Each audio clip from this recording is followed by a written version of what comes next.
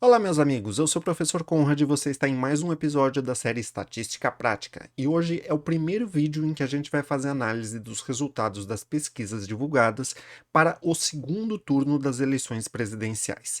São 11 pesquisas que a gente vai analisar aqui, sendo elas IPEC, CNT-MDA, Veritá, Datafolha, Futura, IPESP, Atlas Intel, Quest, Paraná Pesquisas, Poder Data e GERP.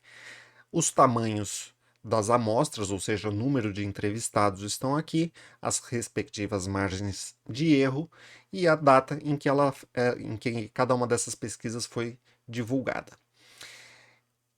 Olhando para os votos totais, as porcentagens divulgadas pelos institutos agora nessa primeira rodada que eu estou fazendo análise, em relação a esse total aqui, eu pude perceber que desta vez, diferente do primeiro turno, quase todos os institutos, tirando aqui o Datafolha e Paraná Pesquisas, todos os institutos totalizaram as porcentagens em 100%.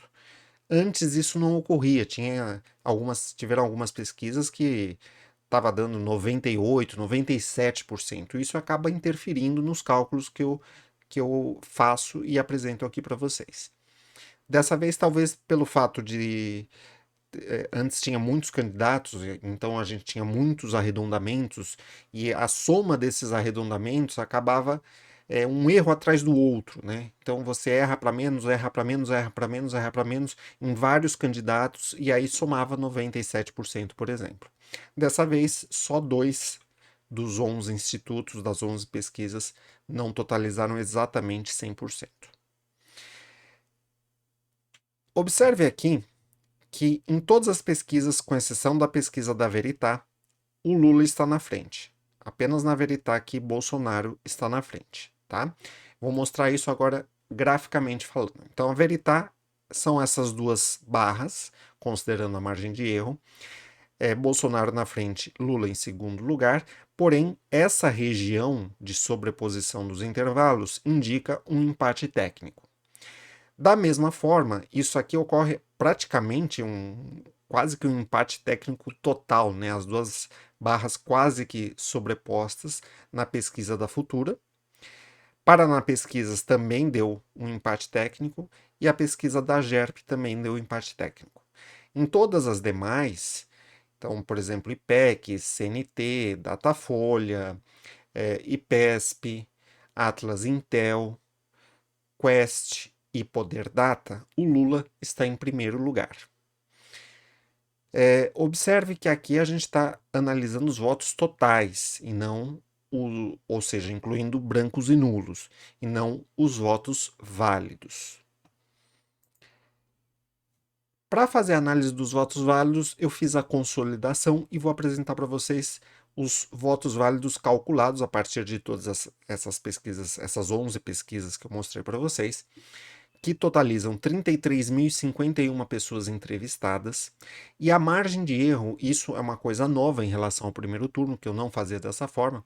Dessa vez eu estou fazendo uma metodologia de cálculo um pouco diferente, em que eu consegui ter uma ideia de como considerar não apenas a margem de erro, por exemplo, 2 pontos percentuais para mais ou para menos, não apenas considerar essa margem de erro, mas também considerar os erros de arredondamento que podem ter sido cometidos pelos institutos.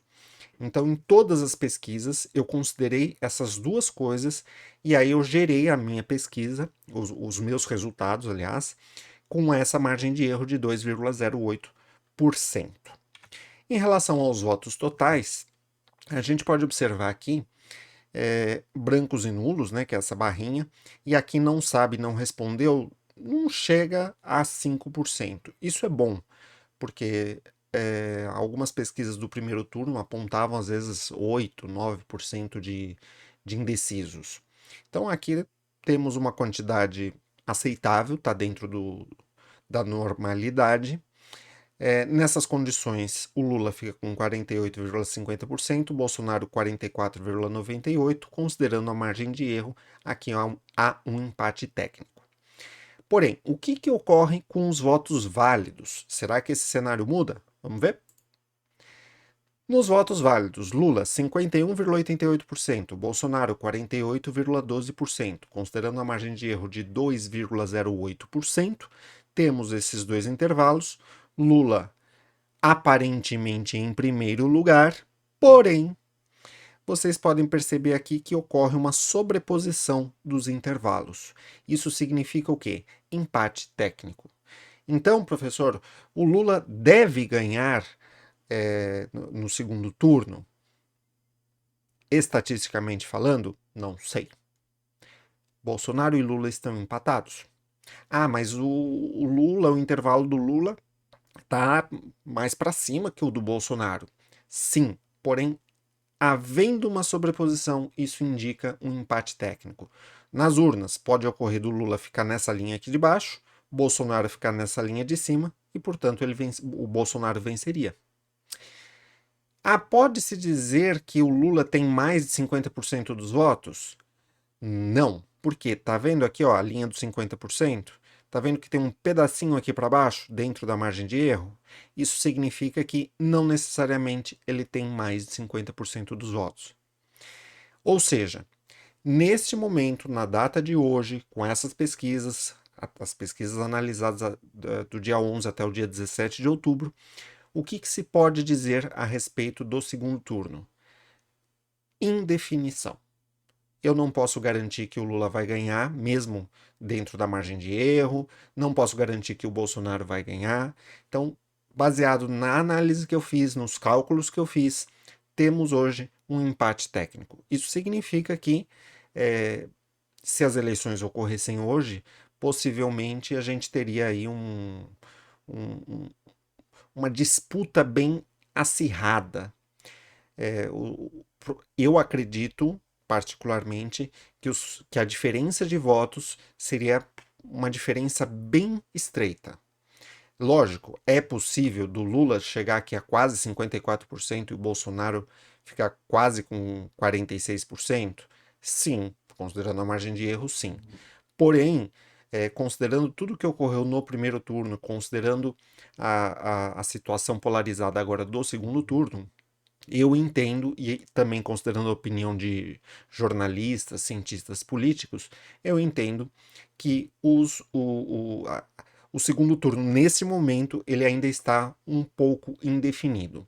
Embora haja indícios de que o Lula vencerá, por parte da análise de alguns institutos, por parte de alguns cientistas políticos, nesse estudo que eu estou apresentando aqui para vocês, eu não posso afirmar nada, de modo estatístico.